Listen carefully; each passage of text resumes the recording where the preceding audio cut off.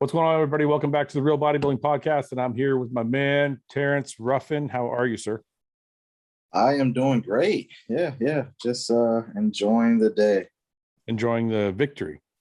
Oh, yeah, that too. Yeah, definitely. That too. Yeah.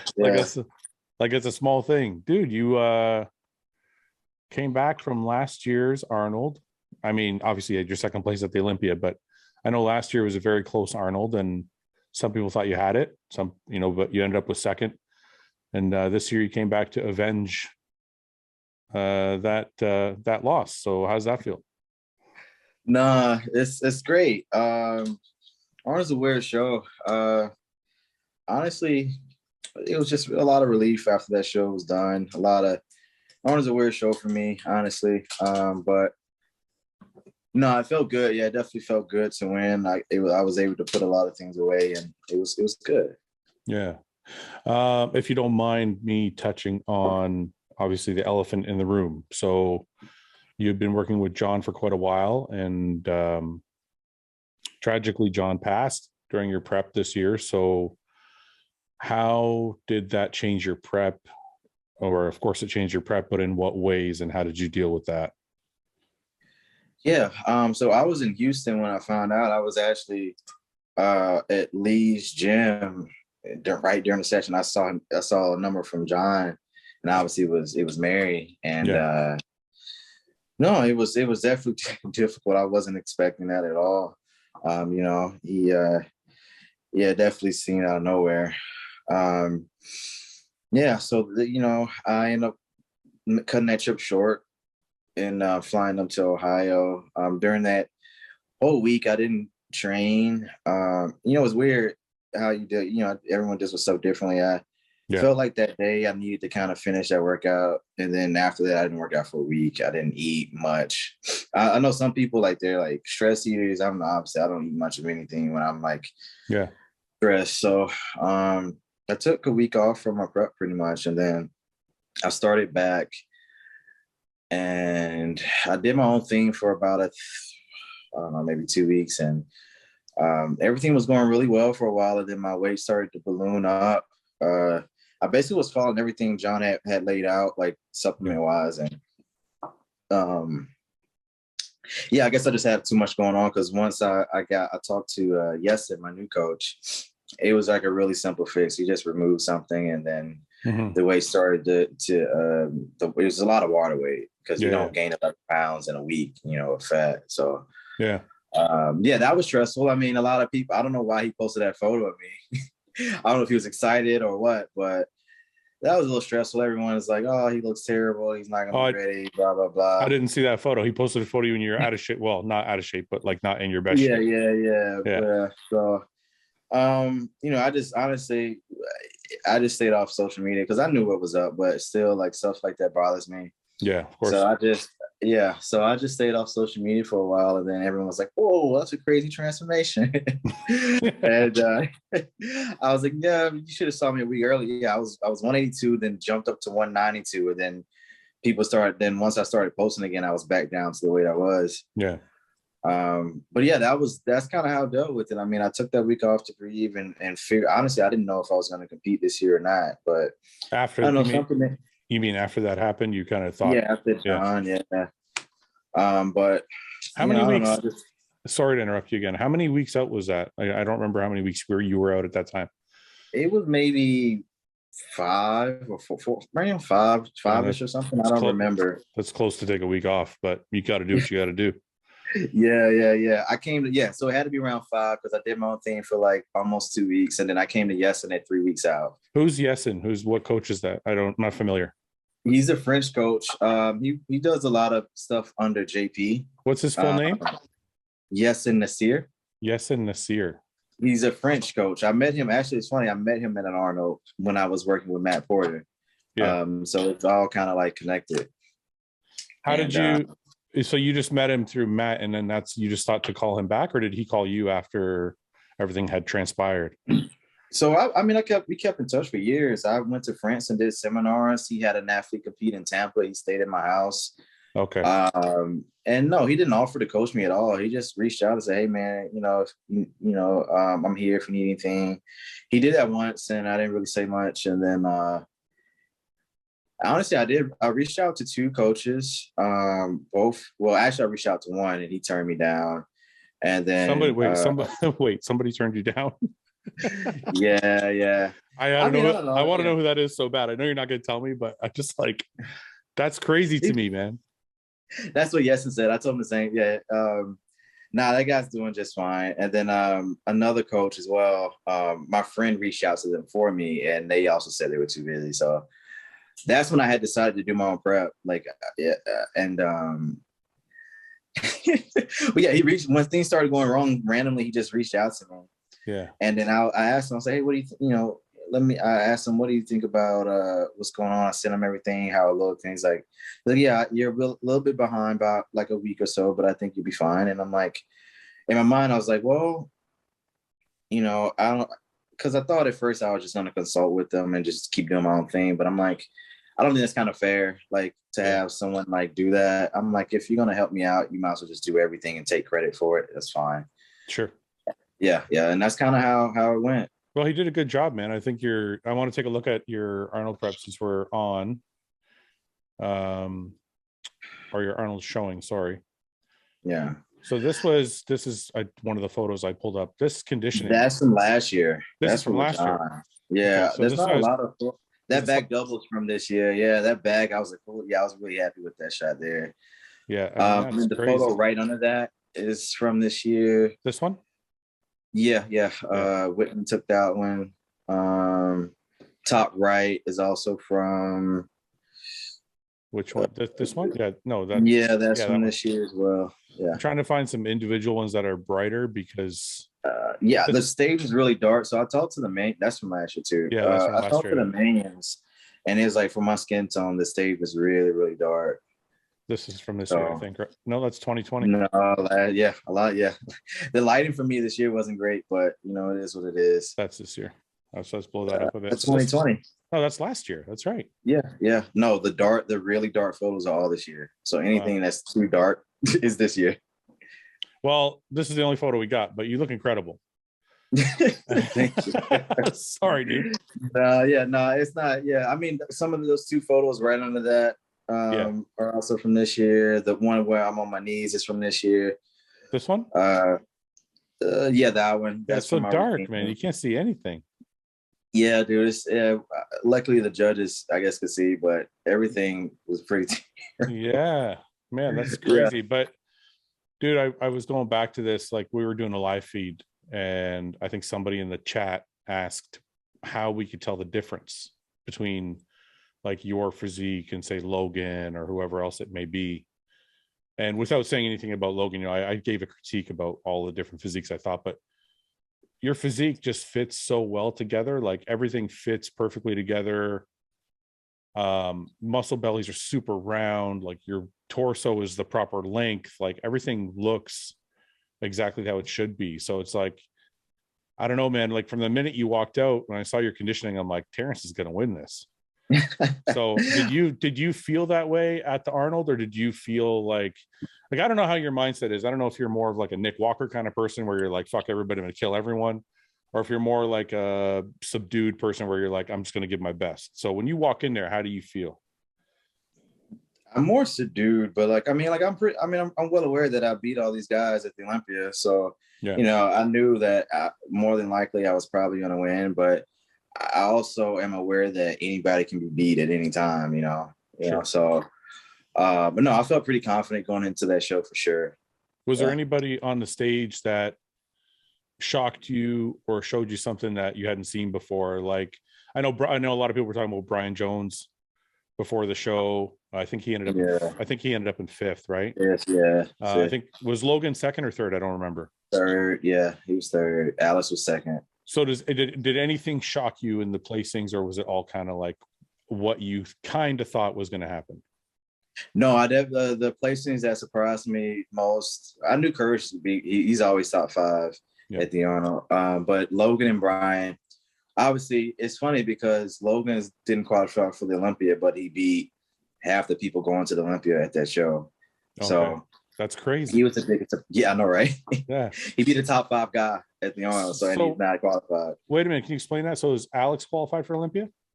Yeah, he plays top 5, so automatically qualified. Oh, last year, that's right. Mm-hmm. And then Brian's qualified for Olympia. Top 5, yeah. So they should make Danny Uden also is going to the Olympia. They should make Peter Molnar is going to the Olympia. Yeah, a lot of guys. They should make a rule about that, man. That's kind of weird. I definitely think if anyone, like, I know people don't like invites, but if anyone should get an invite, I think Logan probably should have. I could see it in that, that's, a lot of people are against. I'm not personally against invites. Like, I'm okay with it depending on case by case basis. Yeah. But I think you're right. In this instance, if you've beaten 4 guys who are all qualified for Olympia, it kind of makes sense. Yeah.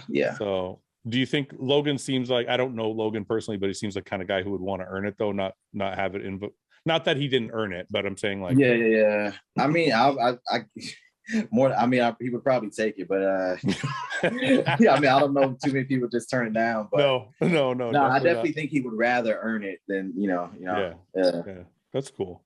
So the Arnold is a great showing for you, a great victory. It puts you right back up into that, you've beaten everybody now, and now you've got to go. The only guys you haven't beaten this year are Chris and Breon, but you beat Breon last year. So now we have this thing going again for the weekend coming up. And how do you feel going into it? I feel pretty good. I made a lot of improvements despite all the craziness. I'm already, the judges said they want me tighter for the Olympia, and I'm already, a couple pounds lighter. Like I said, I always know I'll do well. It's just a matter of how well. Chris has obviously probably improved. I talked to the judges when I went to Pittsburgh right after the Arnold, and they said Breon is also improved. So it's just a matter of how we look on that day. Yeah, for sure. People like, oh, you beat Breon. He's not. I'm like, Breon's a 2-time Olympia champ. He's an Arnold champ. You can't count stuff like that out. Yeah, for sure. No, I agree with you. And plus, I'm looking at Breon's photos lately. I don't know how old he is. He seems like he's around 40. He's around 40, yeah.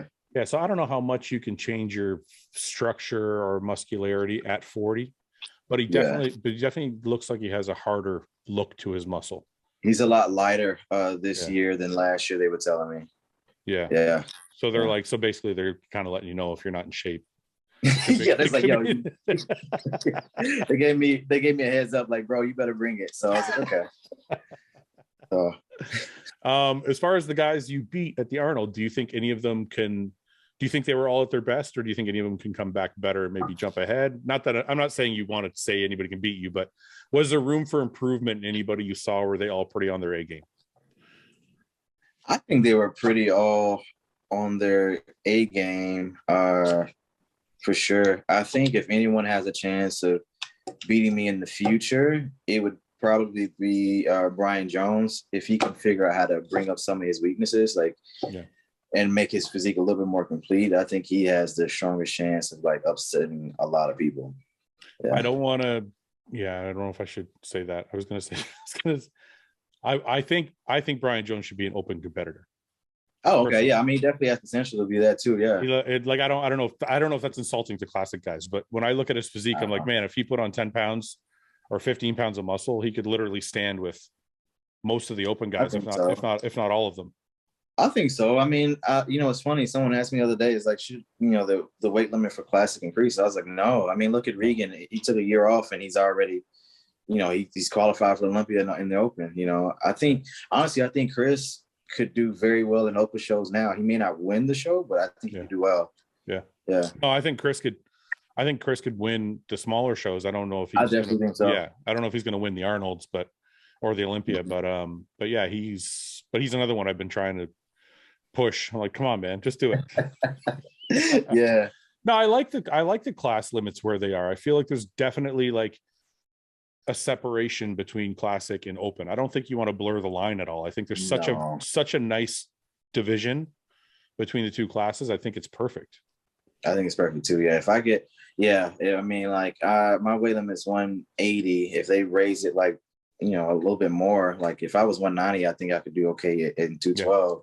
Yeah. So I don't think they need to raise it. Let me ask you about this. Somebody brought it up on the live feed. And it's actually a good question is, do you feel like they should have height? Because you know how they have height restrictions, not restrictions, but the categories in the amateur. You don't think they should do that in the pros? No, I mean, look at the top two. Chris is 6 foot. I'm 5'5". I'm the shortest guy, and Chris is one of the tallest. Do you think you can overcome Chris regardless of height? Like if your physique is where it needs to be, you think you can overtake him? I've done it. So yeah, I've beat him before. What do you mean? Oh, but that's right. Isn't that when you're ex-wife? Yeah. I beat him at his first show. So no, I don't think it should be done that way. Yeah. Do you think so? It's a level playing field regardless of height. I mean, it's based on how competitors are doing. Yeah. Everyone's a different height in the top 5. Yeah, that's true. That's true. It's a good point. I mean, like I'm looking at a photo right now, and Logan's the tallest guy in that. Or Logan and Brian Jones are the tallest guy in the Arnold top 5, and you were fine. You got everyone like I'm 5'5", Alex is around 5'7", 5'8", Breon's around 5'7".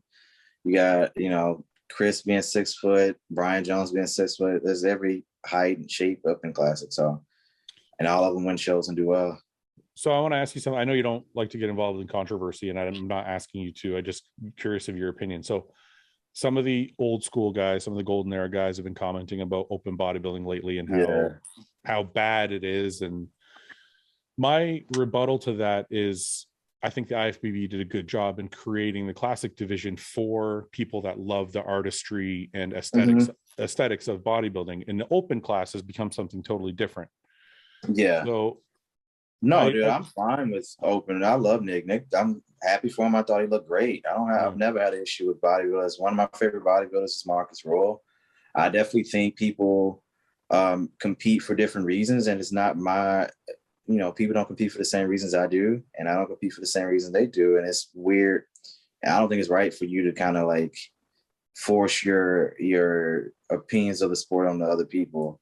Mm-hmm. Like you said, if they don't like bodybuilding, watch Classic, And I definitely would never want people to bring down competitors, because Nick is doing the best with his physique. I mean, like out of everybody, he does everything perfectly. He trains hard, he eats right, and posing wise, his posing is great. His mid session is the best he can have it. He keeps it tight. He doesn't let it go out. So he can't do anything he's doing everything he can. And if you're mad at how bodybuilding's going, don't put it on Nick. He just showed up. Talk to the judges. I guess what I'm asking is, do you think, like we just talked about having a separation between classic and open, which we both agreed I think is a good thing. Yeah. Do you think judges should be steering open closer to how classic looks, or do you think it's cool that they're like, look, those are freaks, those are open, as much muscle and conditioning as possible, and these guys over here are kind of our artistic version of what we think bodybuilding is? Do you think that's cool, or do you think they should be steering things back towards more classical looking physiques? I like the way open bodybuilding the way it is. I mean, you still got guys that with nice shapes winning. You got Regan, he has an amazing shape. You got Samson Duada, he took second, one of your athletes. He has amazing shape. Yeah. No, I think usually the issue sometimes is those guys, they kind of coast on their shape and don't get as hard, and that's why they don't do quite as well. Sure. Yeah. Okay. Last couple things before you go. I don't want to keep you because I know you're like 4 days out. So thank you for even doing it, because I know what it's like, this close, especially, and it's the biggest show of your life. So just a couple of questions. Posing. Your posing is absolutely incredible. I know you're a posing coach as well, and I know you coach clients and do the whole thing, but how much time do you spend when you're as good of a poser as you are? Like, right? Because like, for example, when I was never as good as a poser you are, obviously, but when I started, when I started, I had to practice a lot more. And as I got older, I kind of got into my own rhythm. So I guess what I'm asking is, at your level and how good you are you kind of moving to the music, or are you still choreographing everything for like weeks ahead of time? I'm still, so like I don't practice quite as much as I used to. I definitely want to practice more. It's just you know how it is when you have businesses and stuff going on. It's a little bit harder to manage your time.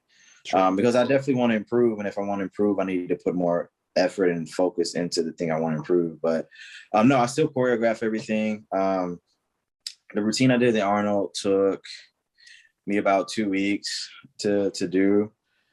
Back in the day, like the one that, you know, everyone loves is sort of the survival routine. That took me like a month and a half or so to figure out, and a lot more time practice. Yeah. So yeah, I mean, it's kind of like anything, you know, you say you work on a job, and the first time you do that job, you have to look at the manual. It takes you like an hour. And then once you've been doing it like 5-10 years, then you know it in your head, and you can get it done in like half the time. Yeah. Do you find when you're posing, do you find you use the same transitions, and are you trying to avoid those transitions because you're like, I don't want to look like last time? Yeah, I'm working on, and that's why I need to practice more, so I can learn new moves and new stuff, so it doesn't become stale and like repetitive. By the way, I didn't say that because I noticed that. I just said it because I know my own, like, you tend to move get in the rhythm way. And yeah. So, but that's still not a long time. I mean, 2.5 weeks to practice the routine you did at the Arnold is pretty incredible, man. I was pretty impressed. That's one of the longest routines I did. I was kind of impressed myself too, because I was really exhausted that prep too. So this after the show, this last week and a half or so has been really easy, honestly. Like I'm tighter, but less cardio, more food right now. My body's kind of like firing all cylinders right now. So it's great. Yeah. So last question before you go, Joe Bennett, is he still doing your training? Yeah. It's been great. I mean, he seems like he's your number one fan. He is. Sometimes I'll be like, bro, you need to chill out a little bit, man. Like, no, it's cool though. Like, oh my God. No, it's great, man. I got a really good support team, man. They're like 100%. And I'm like, even my new coach, Yesin, like, I mean, he's known me for years too, but he's like all in all the time, man. Like, oh, that's really good though, man. No, listen, because it's like, it's one thing to have people, whether you pay them or not, it's one thing to have people help you. It's another thing when people are like, Joe seems like he's very invested. Like he really, it seems like, and it doesn't seem like from somebody from the outside looking in, it doesn't seem cheesy. Like, oh, he's posting about him again. No, it seems like it's somebody who really cares, and he really wants you to like just be there. Like, I mean, so how we met was, he's been living in Tampa for a long time. And my first pro win was Tampa, and he just reached out to me and said, hey, I think I can help you out. You got a lot of potential. And so I would drive I can't remember, maybe like 6 hours once a month down to Tampa. I would pay for my hotel and everything, and we do that once a month. I would train twice a day, because it was more so him teaching me the concepts. You're trying to get in. Trying to get in everything.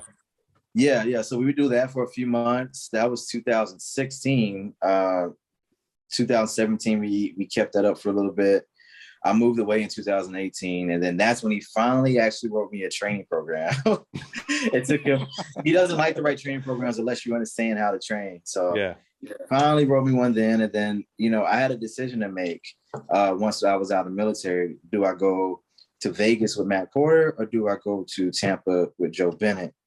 And I decided to move to Tampa to train with him every day. And it was a long process. Some people think like it just happened overnight. I had to put in I had to invest a lot, to make that relationship happen, But ever since then, man, it's been great. Yeah. Joe seems like the kind of guy who would make you work before he trusts you. 100%. Yeah. It took a long time, man. A long time. Yeah. But, dude, we got a good relationship. He came down to my sponsor's gym the other day to work out with me, and then we made it back to his house. This is just random because I'm sentimental. Oh, and it's all good. I was a little tired. I had consults with my business and stuff I had to do, but I was like, his kids wanted to play. I don't get to see him too often. He's got 3 kids, like 6, 4, and 2. Yeah. And so I was like, you know what? Let me just enjoy the moment and do that. And it was really cool because I got to see his oldest son like ride his bike without training wheels for the first time. Yeah. And I'm like, dude, this was like an awesome experience. And then like his son just hopped off the bike and like literally hopped in his mom's arms, and it was like, it was so happy. And I'm like, dude, I'm glad I didn't miss this. That's awesome. Yeah. Sometimes it's important, man. You know, it's like, I'm sure your life is probably a lot like mine between coaching and everything you're doing. Probably have a million things going on. Sometimes you actually have to just force yourself to stop and like actually enjoy something. So that's pretty cool, man. I don't think I do that enough myself. Yeah. Actually, now that you said that, I want to ask you one more thing before you go. When you're on stage, so I recently spoke to somebody else who's competing, and I said, take it from an old guy. And I said, when you're at the Olympia, just take 5 minutes wherever you can be and like absorb whatever's there. So I'm not telling you that because you've already been there, and I'm sure you've heard that before, but do you actually do that is what I want to ask. Is like, when you go to the Olympia last year or when you go this year, did you or do you plan on like just stopping for a minute and like absorbing the moment? It's complicated, man, honestly. Yeah. I'll try to explain it the best I can. Oh man, a lot of it's just it's you know, it's funny, my buddy asked me the other day about it, and I was like, I still enjoy bodybuilding, but it's definitely changed now that I'm where I am. It's a lot more business, you know, sense. So like, you know, when I first started going to a show, it was off after the show was done, you go hang out with the family, it's fun and all that. Yeah. You know, now, you know, my mom's coming down, but she's leaving Sunday, and I'm like, I don't really have time to hang out. I got to do the meeting, I got to do the stage stuff, and then, you know, I have to, after the show, I like to talk to my fans, you know, because they only see me once or twice, you know, that's the only time they get to see me. So I'm usually, after the show, I'm there for like another hour or two, and it's like 11 o'clock. So I do enjoy having fun with the fans and stuff like that. That's fun. But actually enjoying like the moments on stage, it's a little bit different, but I'm definitely grateful. This whole week, I don't know what it is, man. I've just been like feeling very grateful for everything that's happening in my life. Yeah. And dude, at the Arnold, like Victor Martinez walked past me, and you know, I waved at him, and then he's like, "Hey, can I get a picture?" And I was like, you're Victor Martinez. Victor Martinez. Yeah, I was like, you want a picture with me? Yeah, that's awesome. So I was like, dude, like, man, so I take moments like that. It's a little weird. Being on stage is a little different, but like those little moments and things like that, I definitely cherish for sure. Well, I kind of meant on stage, because I remember like me being on stage was a complete blur, which it is. Yeah. I think most people feel that way, but I kind of meant, you know, I specifically remember at the Arnold's one year, I think it was my first year at the Arnold's, or it might even, I think it was the Arnold's. So I remember them lining us behind the curtain. They sat us all down behind the curtain. They're like, you're going to go out and introduce yourselves. Like, we're going to introduce you all one by one. And we're sitting, actually, it was the Olympia. I apologize. I remember the moment, but I didn't remember the show. So it was at the Olympia. We're sitting there. We're still in our tracksuits, because, you know, they give the Olympia suit. I don't know if they still do, but they gave us like an Olympia tracksuit. And I specifically remember sitting there and thinking to myself, I'm at the Olympia, just soak it up for a minute. And that's really the only thing I remember from the whole show. Because I specifically told myself, remember sitting here, remember all the guys sitting here, remember the red lights and the drape and everything. And I can kind of see it in my mind. But I feel like I should have took more of those moments. But when you're competing, it's hard to like stop yourself from just focusing, right? It is. You know, the best part of the Arnold for me was after the show, all my friends and family, I got like a big Airbnb for all of us. And we just hung out, we ate pizza, and we kind of talked. We talked a little bit about the show. We laughed about different stuff. And honestly, that was a whole, like, I mean, obviously winning it was amazing. I got to do that for like John and Matt, but just moments like that, that was probably my favorite part after the show. Yeah, I think I could agree with that, man. I think people ask me sometimes, what are you going to eat after the show? I'm like, it doesn't matter. It just matters who's there. Yeah. Right? Yeah. Because like I've like some of my best meals, I'm like, I don't even remember what the fuck I ate, but I remember who was sitting with me. Right. Yeah. So the company is kind of what makes the meal better. There you go. Is there anything you want to promote, plug, or say, or anybody you want to thank before we head off? Oh man, because I usually like to give the guys a chance to promote any of the businesses they're doing, or any kind of, you know, if you got any new clothing you're putting out, or anybody you want to thank that's helped you along the way, that kind of stuff. So just before we head off. Okay. definitely got some new shirts, Olympia merch that won't be out for too long. It's limited, of course. You know, Where is that? Where do they find that? roughdiesel.com. Yeah. I got a cool. I have so I'm really like into helping artists, you know, because the a lot of people don't like help artists enough, you know. So the guy named Taurus, he made that flyer, and I was like, yo, dude, this is amazing. Let me pay you for this, and I'll put it up on my site. So that's a really cool. Yeah, he made that. So it's like an old boxing poster. It looks sweet. Yeah. So he like made that for me, and he made a couple other cool stuff. So yeah, definitely check that out if you're into that. We're gonna have some more. Is Breon mad that he's not on this poster? Look, I didn't make the poster. I had to say I didn't. Maybe that was a little oversight on my bad.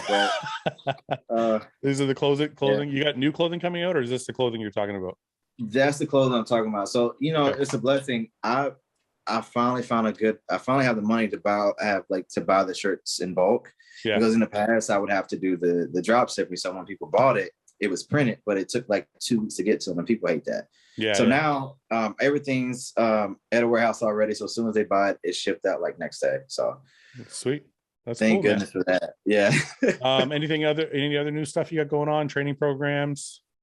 Some older stuff. So yeah, I got my Arnold, and I need to update those. But yeah, that's what I have there. Other than that, no, I just want to thank everyone that supported me. Like, people always say, oh, do it to prove haters wrong. And I'm like, they don't deserve my attention. The people that matter to me are the people that are in my corner, the people that support me, the people that, say good things when I'm not around, that back me up, Yeah. So shout out to all those people, and just a few more days until we get back up there. All right, man. We're looking forward to it. Thank you so much for coming on. And we look forward to seeing you this weekend, brother. Yes, sir. Okay, Terrence. Have a good one, man. You too, man. Thanks for watching. Please subscribe, share with your friends, and like the video. And if you get a chance, check out the description for all the different links to all the different places you can find Hostile and myself. And lastly, check out hostile.com for our new line of supplements and all of our apparel and gear. Thanks again for watching.